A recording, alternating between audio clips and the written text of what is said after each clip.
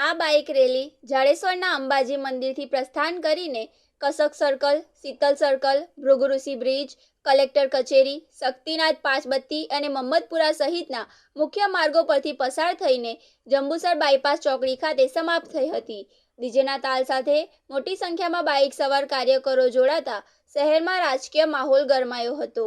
વિવિધ સ્થળોએ રેલીનું ભવ્ય સ્વાગત કરવામાં આવ્યું હતું। રેલીમાં પત્રકારો સાથે વાતચીત કરતા ચૈતર વસાવાએ ભાજપ સરકાર પર આકરા પ્રહાર કર્યા હતા। તેમણે જણાવ્યું હતું કે છેલ્લા 30 વર્ષના શાસનમાં ભાજપના ભ્રષ્ટાચારથી જનતા કંટાળી ગઈ છે અને હવે લોકોને વિકલ્પ રૂપે આમ આદમી પાર્ટી પર વિશ્વાસ વધ્યો છે।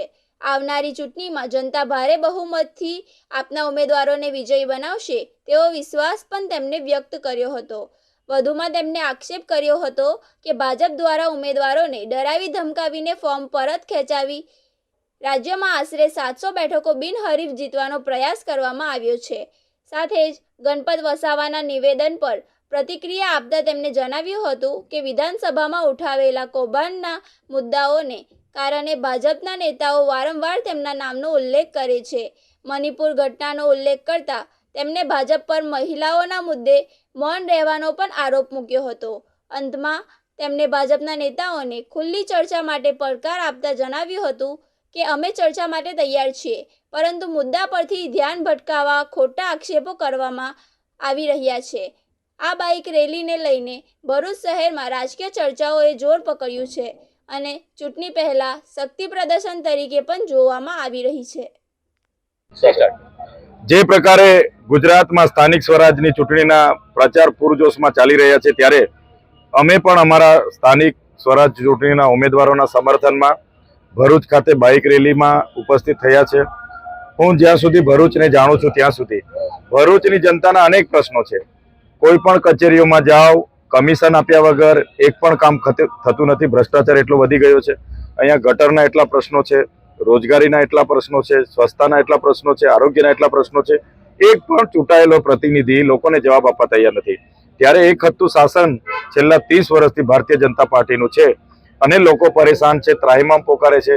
ત્યારે લોકોને વિકલ્પ જોઈતો હતો અને આમ આદમી પાર્ટીએ વિકલ્પ તરીકે મજબૂતાઈથી ઉમેદવારો ઉતાર્યા છે। ત્યારે અમને પૂરેપૂરી ખાતરી છે કે આ વખતે ભરૂચની જનતાનો મૂળ જે પરિવર્તનનો છે એ આમ આદમી પાર્ટીના ઉમેદવારો પર વિશ્વાસ મૂકશે અને આમ આદમી પાર્ટીના ઉમેદવારોને જીતાડી લાવશે। ચેતરભાઈ, હમણાં ગણપત વસાવાએ તમારી પર આક્ષેપ મૂક્યા હતા કે આપ મહિલાઓનું શોષણમાં તો શું કહેશો એ બાબતે? ગણપત વસાવા આદિજાતિ મંત્રી હતા ત્યારે આદિજાતિના દાખલાઓ ગીર, બરડા, આલેચમાં વસતા રબારી, ભરવાડ, ચારણના લોકોને એમણે આપી દીધા છે, જેને લઈને વિધાનસભામાં મેં મુદ્દો ઉઠાવ્યો। એમનું 150 કરોડનું કૌભાંડ બહાર નીકળે એવું છે। એમના બાજુના ધારાસભ્ય કુંવરજીભાઈ હળપતિએ ખુદ પ્રેસ કોન્ફરન્સ કરીને આ વાત મૂકી છે।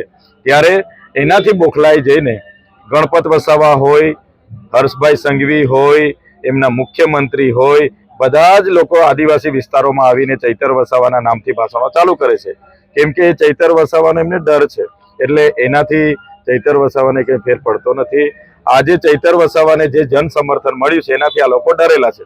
વાત રહી આદિવાસી મહિલાઓની શોષણની, જ્યારે મણિપુરમાં અમારી આદિવાસી બહેન દીકરીઓને નગ્ન અવસ્થામાં ફેરવવામાં આવતી હતી ત્યારે આ ભાજપના નેતાઓએ કોઈ સ્ટેટમેન્ટ કેમ નથી આપ્યું? જ્યારે મહિલાઓ પર એટલા અત્યાચારો થાય છે ત્યારે સ્ટેટમેન્ટ કેમ નથી આપ્યું? હા, કોઈ જગ્યાએ અમારો કોઈ કાર્યકર કોઈ મહિલા સાથે આ પ્રકારની શોષણ કરે છે અને પોતે એમની સરકાર છે તો કરો કાર્યવાહી। તમે મુદ્દાઓને ભટકાવવા માટે નિમ્ન કક્ષાના મુદ્દા લઈને બેસો, અમે તો ચેલેન્જ આપીએ છીએ, બોલાવો અમને, અમે ડિબેટ કરવા તૈયાર છે। પણ વાત એ મુદ્દાઓ ભટકવાની છે, એટલા માટે આવી વાત કરી હશે એવું હું માનું છું। ચેતરભાઈ, ગુજરાતની અંદર 700 બેઠકો પર ભારતીય જનતા પાર્ટી જીત મેળવી છે, એને લઈને શું કહેશો? ગુજરાતમાં ભારતીય જનતા પાર્ટીના નાયબ મુખ્યમંત્રીએ પોલીસનો જે પ્રકારે ઉપયોગ કર્યો છે, કોંગ્રેસ આમ આદમી પાર્ટીના ઉમેદવારોને ઉઠાવી જઈને ફોર્મ ખેંચાવી લેવા અને બિનહરીફ કરવા, સામ દામ દંડ ભેદની નીતિનો ઉપયોગ કરીને લોકશાહી ખતમ કરવાનું કામ કર્યું છે, જેની અમે નિંદા કરીએ છીએ। જેના કારણે 700 ઉમેદવારો બિનહરીફ થયા છે। પણ ગુજરાતની જનતા હવે જાણે છે, સમજે છે, આ ચૂંટણીમાં એનો જડબાતોડ જવાબ એમને મળી જવાનો છે। Okay, thank you.